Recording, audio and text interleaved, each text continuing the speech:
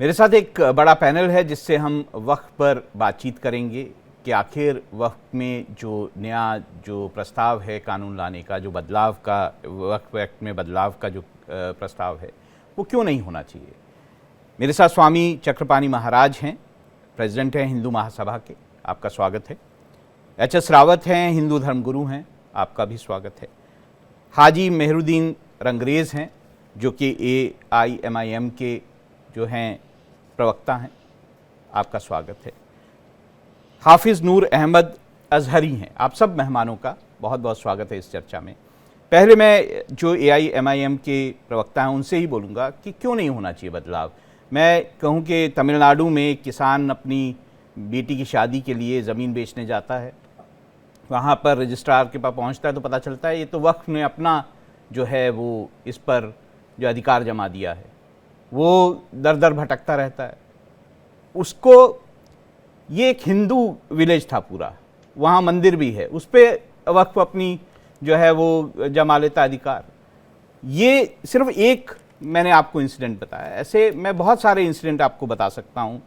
अगर मैं गिनाने जाऊँ तो दिल्ली जैसे जो हमारी राजधानी है उसी में 123 प्रॉपर्टीज़ ऐसी हैं जो डिस्प्यूट में चल रही हैं केंद्र सरकार और वक्फ के बीच में। लगभग 40,951 केसेस जो हैं वो ट्राइब्यूनल्स में पेंडिंग हैं वक्फ के। अगर यहाँ तक कि बेट द्वारका में 2 आइलैंड्स पे वक्फ जो है वो अपना अधिकार जमाता है। तो ये जब हम देखते हैं और ये हमें समझ आता है कि यूपी के एक मुस्लिम जो जहाँ पर जो एक बरियल लैंड है उसको जो है वक्फ जो है वो एक मॉल के लिए बेच देता है, तो क्यों ना बदलाव हो। देखिए राहुल जी, जिस तरीके से सरकार जो है वक्फ जो बिल लेकर आई है, ये हमारे लिए मिनी एनआरसी है। तो उसमें एनआरसी जो लेकर आई थी बिल, उसमें हमारी नागरिकता छीनी जा रही थी, इसमें हमारी साहब हम जमीनों वक्त को पे छीनने बात के कर लिए। रहे हैं, वक्त पे ही, ऐसे तो हम मैं घुमा फिरा वक्त के सारी सरकार के सारे इश्यूज पे बात करना शुरू कर दें। नहीं, वक्त मैं में वक्त पे ही बदलाव बात कर। क्यों ना हो, जबकि ये देखा जा रहा है कि वक्त जो है निरंकुश हो चुका है। देखिए, आपके कहने से और लोगों के कहने से नहीं होता। वक्फ सेंट्रल जो है वो सेंट्रल गवर्नमेंट के अंतर्गत आता है, और जो वक्फ जो बोर्ड होता है जो अलग अलग राज्यों में अलग अलग लोगों के जो सरकारें होती हैं उसके अधीन आता है। और ये जो बार बार ये परसेप्शन बनाया जाता है कि क्या नाम है, मुसलमान जिस भी जमीन पे अपना जो दावा ठोक देता है वो उसकी हो जाती है। ऐसा बिल्कुल भी नहीं है, क्योंकि वक्फ क्रिमिनल है। वक्फ हाई कोर्ट भी जा सकते हैं, आप सुप्रीम कोर्ट भी जा सकते हैं, और ये कहते हैं कि जो मुसलमान ने कह दिया वही हो जाता है। ऐसा बिल्कुल नहीं है, जो ये एजेंडा और फेक नैरेटिव फैलाया जाता है। और वह सेंट्रल में जो है केंद्र के भी लोग होते हैं और वहाँ के एडमिनिस्ट्रेशन के भी लोग होते हैं, और ऐसे ही गवर्नमेंट के जो लोग होते हैं जो स्टेटों के, उसमें भी इसी तरीके के सारे लोग होते हैं। तो कौन ये, और सरकारों के अधीन ये वक्फ बोर्ड आते हैं।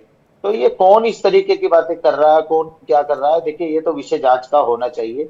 मगर ये वक्फ बोर्ड को लेके वक्फ बोर्ड को टारगेट करना, वक्फ की संपत्तियों को टारगेट करना, मस्जिदों को टारगेट करना, मदरसों को टारगेट करना, ये सरकार निकम्मी है। इसलिए ये सरकार इधर उधर की बात करती है ध्यान भटकाने के लिए। बार बार 9 लाख एकड़ जमीन का जो ये बताती है कि मुसलमानों के पास है। मैं कह रहा हूँ साउथ में दो स्टेट है, उनके पास इससे भी डबल ज्यादा जमीन है मंदिरों के पास। उस पर तो कोई बात नहीं हो रही। नहीं तो मगर जब से ये पता लगा, देखिए कौन सा ऐसा संगठन होगा जो सूरत म्युनिसिपल कॉरपोरेशन की बिल्डिंग पे अपना अधिकार जता देगा, ITC विंडसर होटल बेंगलुरु में अपना अधिकार जमा देगा, कोलकाता के टॉलीगंज में क्लब जो है उस पर अपना अधिकार जमा देगा। तो आपने देखा कोई ऐसा संगठन जो देश में ऐसा कर रहा हो? देखिए, अगर अधिकार जमा रहे हैं तो उसके पास उनके पास डॉक्यूमेंट होंगे, इसलिए वो कह रहे हैं। तो इस तरीके की बात करना, ये तो अदालतें हमारे फैसला करेंगी। जो अदालत करती है, हमारे देश में न्याय प्रणाली है, उससे ये फैसले तय होते हैं और सारी चीजें वहीं पे तय होती हैं। हमारे आपके कहने सुनने से कुछ नहीं होता। मगर ये जो परसेप्शन बनाया जा रहा है, हिंदू भाइयों को भड़काया जा रहा है, उनको दिल में नफरत डाली जा रही है मस्जिद मदरसे के नाम पे, और जो है हमारे दरगाहों के नाम पे।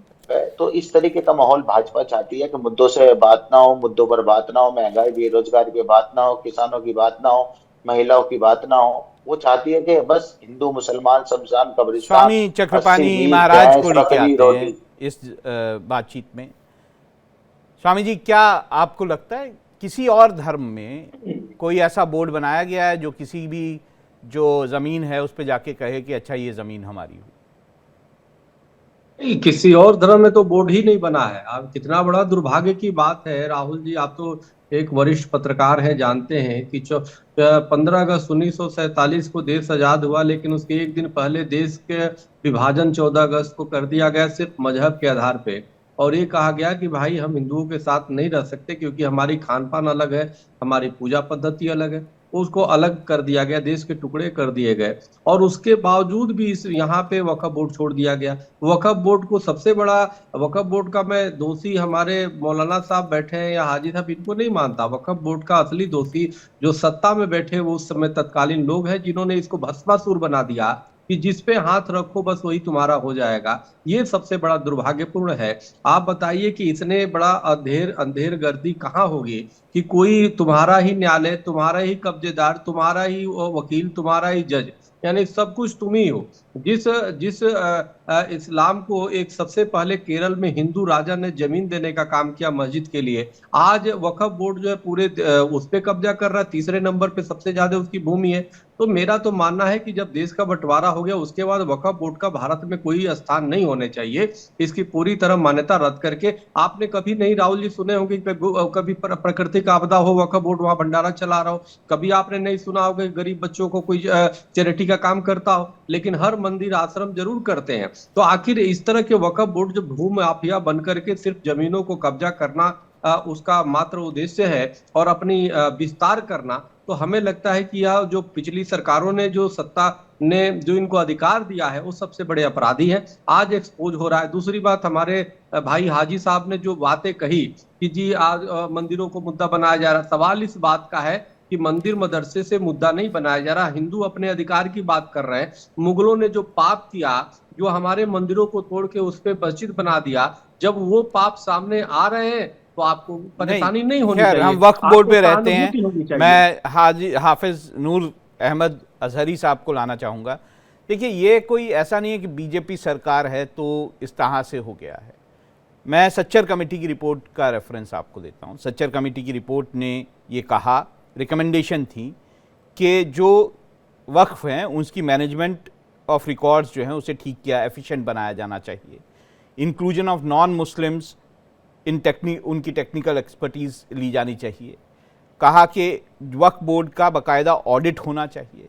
ये सारी रिकमेंडेशन उन्होंने की। उसके बाद 2008 में जो पार्लियामेंट है उसकी राज्यसभा की एक कमेटी जो है उसने रिकमेंड किया पूरा रिवैम्प करने का composition of Waqf board, stringent punishments for corrupt mutawallis, create scope for high court interventions. ये सारी रिकमेंडेशंस कोई इस सरकार के दौरान नहीं हो रही हैं, ये रिकमेंडेशंस पहले से हुई हैं। तो ऐसे में ऑब्जेक्शन क्या है? देखिए, सरकारें कोई नहीं हो, हुक्मरान कोई रहे हो, हर सरकार में, सभी सरकारों में, प्रदेशीय सरकारों में या केंद्र की सरकारों में जो भी चेयरमैन बनाए जाते रहे हैं, सदस्य बनाए जाते रहे हैं, जो भी कर्मचारी गण हैं इसके वक्फ बोर्ड के, वो सारे के सारे सरकार के मातहत ही रहे हैं, सरकार के जरिए सरकार के चापलूस रहे हैं। मैं तो यूं कहूंगा कि सरकार ने चेयरमैन अक्सर पेशतर, जैसे कि शुरू में आपने एक बात कही थी कि यतीमों को, गरीबों को इसके फायदे के लिए होना चाहिए, जैसे भी स्वामी जी ने कहा है कि इसमें कोई चैरिटी नहीं हुई, मतलब गरीबों के लिए, गरीबों की बच्चियों की शादियां नहीं हुई, ये बात सही है। ये इन चीजों से मैं इत्तेफाक करता हूं। अमेंडमेंट बिल आना चाहिए, लेकिन जो तरीकेकार है, जिस तरह से वो एक हड़पने की साजिश हो रही है, जैसे अभी स्वामी जी ने कह दिया कि वो देश की तीसरे नंबर की सबसे ज्यादा जमीनें हैं। अच्छा, आप बताइए चेंजेस क्या होंगे साहब? चेंजेस होंगे, डिस्ट्रिक्ट कलेक्टर को और पावर दी जाएंगी कि वो वक्फ बोर्ड के मामलों में दखल दे सकें। गवर्नमेंट प्रॉपर्टीज जो हैं वो ऐसे जो है वक्फ बोर्ड नहीं ले पाएगा। तीसरा है लीगल डिस्प्यूट्स जो होंगी उसमें जो है सिर्फ जो वक्फ का जो अभी तक सिस्टम है, जो बोला जाता है कि ट्राइब्यूनल ही फाइनल होगा, वो सिस्टम अलग, उसमें बदलाव किया जा रहा है। तो इन सब चीजों से क्या दिक्कत है? ना, ये तो हड़पने का तरीका है कि डिस्ट्रिक्ट मजिस्ट्रेट के जिम्मेदारी दे देंगे। अभी भी तो आप कह रहे हो सरकार के नुमाइंदे होते हैं, सरकार ही अपॉइंट करती है, तो डिस्ट्रिक्ट मजिस्ट्रेट आ जाएगा तो क्या दिक्कत है? नुमाइंदे जो उसका लॉ है, लॉ के तहत सही से उसको जो तरीकेकार है उसको सही से अपना लिया जाए, सारे मामले खत्म हो जाएंगे। जैसे कि आप लोग खुल करके कह देते हैं कि जहां साहब 40,900 मामलों से ज्यादा लंबित हैं। अरे साहब सुन तो, अरे ऐसे सुप्रीम कोर्ट के भी आप देख लीजिए, हाई कोर्ट की भी देख लीजिए आप, बहुत सारे ट्राइब्यूनल की बात हो रही है, यहाँ सुप्रीम कोर्ट बहुत बड़ी चीज है, यहाँ तो ट्राइब्यूनल की बात हो रही है। 40,000 से ज्यादा मामले लंबित। नस्लें बर्बाद हो जाती है, तब भी फैसले नहीं आते हैं। हमने किसी मंदिर के बोर्ड के किसी मंदिर की जमीनों को कभी छेड़ने की कोशिश नहीं की।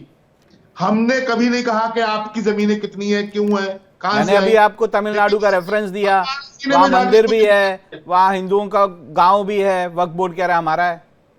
देखिए वो वक्फ बोर्ड नहीं कह रहा है भाई, यही तो चालबाजियां हैं, यही तो हमारे और हिंदू समाज के बीच में जो खाई खोदने की कोशिश की जा रही है वो यही है।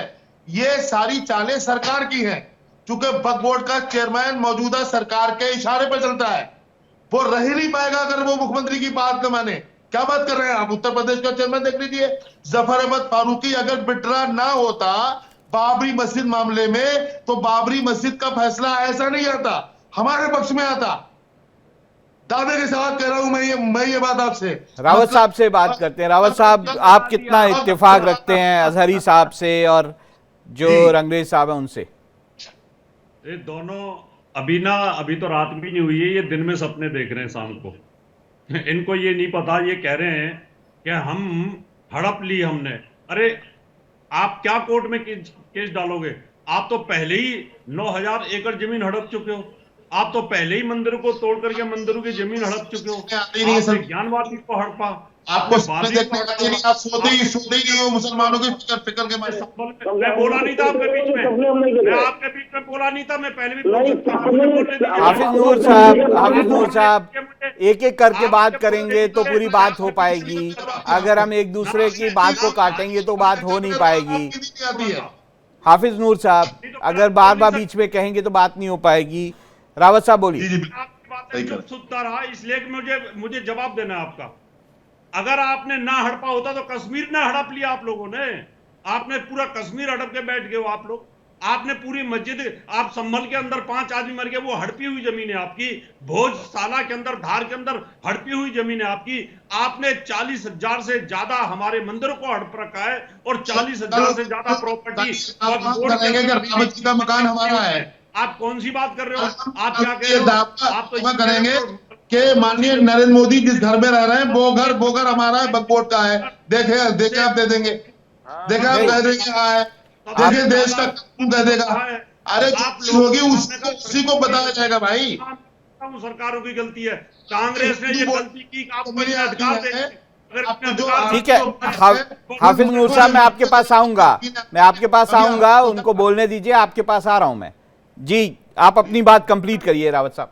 दिक्कत राहुल जी यही तो दिक्कत है कि ये अब यहां पर डिबेट जिहाद भी कर रहे हैं, यहां पर बोलने नहीं दे रहे। मैंने शांति के साथ इन दोनों को सुना, जो इन्होंने बोला उल्टा सीधा बोला, मैंने सब सुन लिया। लेकिन अब मैंने जब इनको बताना शुरू किया कि भैया तुम और क्या केस डालोगे हमारे ऊपर, तुमने तो हमारी सारी जमीनें हड़प के बैठ। तो हाफिज नूर साहब बोलना चाह रहे थे, मैं उनको भी मौका देता हूं। नूर साहब आप बोलिए। एक तो ऐसा रावत साहब जो हैं पढ़े लिखे शख्स हैं, बेहतरीन विद्वान हैं। मैं उनसे गुजारिश करूंगा कि आपको नींद नहीं आती है तो इसका जिम्मेदार मैं नहीं हूं। जो आपको सपने देखने नहीं आते, हम लोग तो सोते भी है ना, आराम भी करते हैं, तो सपने तो आएंगे। और सपने रावत साहब अब उन्हें बोलने दीजिए। फिर आप बोल रहे थे कि उनके बीच में अभी आप नसीहत कर रहे थे हमें। हाफिज नूर साहब बोलिए। मेरा जैसे रावत साहब का घर है, माननीय नरेंद्र मोदी जी का घर है, हम जाकर के कहते हैं ये घर हमारा है, देखें मतलब हो जाएगा। मोदी जी का तो घर नहीं है, वो तो प्राइम मिनिस्टर का, कोई भी प्राइम मिनिस्टर होगा तो वहां पे रहेंगे। तो खैर उसको हाउस तो कहते हैं, हम पीएम हाउस को कहते हैं, ये हमारा देखें मतलब हो जाएगा। ऐसे कहने से कुछ नहीं होता है। जब कुछ होता है, जब दलीलें होती हैं, सबूत होते हैं, तभी किसी के लिए कोई आदमी कह सकता है ये चीज हमारी है। आप उसकी जांच आप कराइए, सरकार है, अरे आप बेचारे क्यों बन रहे हो? मेरे ये समझ में नहीं आ रहा है। आप मतलब संभल में जाके घरों में घुस करके लोगों को मार के चले आते हो, आप बन जाते हो, बेचारे बन जाते हो। आप लोगों के सीने चीर के चले आते हो, कहे तो ये लोग तो पत्थरबाज है। हर तरह से मुसलमानों को निशाना बनाते रहोगे और मुसलमान बैठा हुआ सुनता रहेगा। मुसलमान अपने बचाव में भी उठा रहे हैं हाथ, तो वो आतंकवादी है, और आप खड़े होकर के गोली मार रहे हैं। देखिए, हम वक्फ बोर्ड की बात कर रहे थे। ये जो मामला है बाकी सब चीजों पे भी जा रहा है। मैं ये चाहूंगा कि हम वक्फ बोर्ड पे बात करें कि वक्फ बोर्ड जो है, क्या समय आ गया है कि वक्फ बोर्ड के जो अधिकार हैं उनको देखा जाए, वक्फ बोर्ड का जो कंपोजिशन है उसे देखा जाए, और उन अधिकारों को, अगर वो अधिकार सही नहीं दिए गए हैं बाद में, या उसमें चेंजेस किए वो सही नहीं अब बैठ रहे हैं, तो उसमें चेंजेस किए जाएं। इस पे हम बात करेंगे तो सार्थक बहस होगी। हाफिज साहब, देखिए वक्फ बोर्ड जो है, वक्फ बोर्ड हमारे अजदाद की जायदाद है। उन्होंने मुस्लिम गरीबों के लिए, यतीमों के लिए, लाचारों के लिए, बेकसों के लिए उसको दान किया है, हिबा किया है। और वक्फ का माना ही होता है, वक्फ करना मतलब हिबा करना, दान करना। ठीक है, मैं एक एक कमेंट लूंगा, और मैं तो हड़पने नहीं देंगे हम। हाजी मेहरुद्दीन साहब से एक कमेंट लूंगा, उसके बाद स्वामी चक्रपाणी जी से एक कमेंट लूंगा। जी मेहरुद्दीन साहब। देखिए, जिस तरीके से हमारे जो धार्मिक गुरु हैं और जिनकी बातें लोग सुनते हैं और जिनकी बातें सुनकर लोग समझते हैं कि इनके मुंह से हमेशा सही अल्फाजों की अदायगी होगी और सब धर्म को लेकर साथ चलेंगे, जिस तरीके से इनकी भाषा दिखाई देती है, कितनी नफरत, कितनी इस्लामोफोबिया इनके अंदर भरा पड़ा है कूट कूट के, और ये लगातार मस्जिदों और मदरसों के खिलाफ जिस तरीके से नैरेटिव बनाते हैं, तो इससे जी देखिए रावत साहब रुक जाइए, रावत साहब रुक जाइए, हाजी मेहरुद्दीन साहब को बोलने दीजिए, रुक जाइए। रावत साहब मैंने आपको मौका दिया था। हाजी मेहरुद्दीन साहब बोलिए। देखिए जी, साधु संतों का और हमारे आपस में जितने भी हिंदू मुसलमान भाई हैं, उनको आपस में कभी नहीं लड़ते, वो हमेशा मोहब्बत और अमन और भाईचारा चाहते हैं। देखिए वो मैं उसकी बात कर ही नहीं रहा हूँ, मैं सिर्फ वक्फ बोर्ड की बात कर रहा हूँ। वक्फ बोर्ड जो दिल्ली की, मतलब नेशनल कैपिटल में 123 प्रॉपर्टीज पे अपना अधिकार जमा रहा है। मैंने आपको लिस्ट से बताया, बेंगलुरु के ईदगाह ग्राउंड पे अपना हक जमाता है, बेट द्वारका के 2 आइलैंड्स पे अपना हक जमाता है। देखिए, जो इस तरह की बातें जब सामने आती हैं तो विश्वास नहीं होता कि भाई वक्फ बोर्ड जो है वो सही कर रहा है, जनता को भी विश्वास नहीं होगा। इसीलिए शायद ये बदलाव की बात है। देखिए राहुल जी, जिस तरीके से ट्रिब्यूनल के मामले और जिस तरीके से वक्फ किया जा रहा है, मैं कहना चाहूंगा कि अगर आपको लगता है कहीं हम गलत हैं और कहीं वक्फ बोर्ड का दावा गलत है, तो आप हाई कोर्ट, सुप्रीम कोर्ट जा सकते हैं, जाइए, अपनी लड़ाई लड़िए, कोई मना नहीं कर रहा। मगर आप चक्रपाणी जी, स्वामी चक्रपाणी जी, आपका लास्ट कमेंट, उसके बाद एक ब्रेक लेना हो। देखिए जी, मेरा तो सीधी मानना है कि देखिए, आप इसको हिंदू मुस्लिम से जिस प्रकार से हमारे हाजी साहब या हाफिज साहब जुड़ रहे हैं, इसको न देखें। आप हमारे भाई हैं, पहले आप भारतीय हैं, जब आप अपने को पहले भारतीय मान लेंगे ना, इस समस्या का निराकरण कर लेंगे। आप दोनों बहुत अच्छे हैं, लेकिन समस्या ये है कि आप दूसरे चश्मे से देख रहे हैं, आप हिंदू फोबिया से ग्रसित है, इसीलिए जो है आपको हर चीज में हिंदू मुस्लिम दिखाई दे रहा है।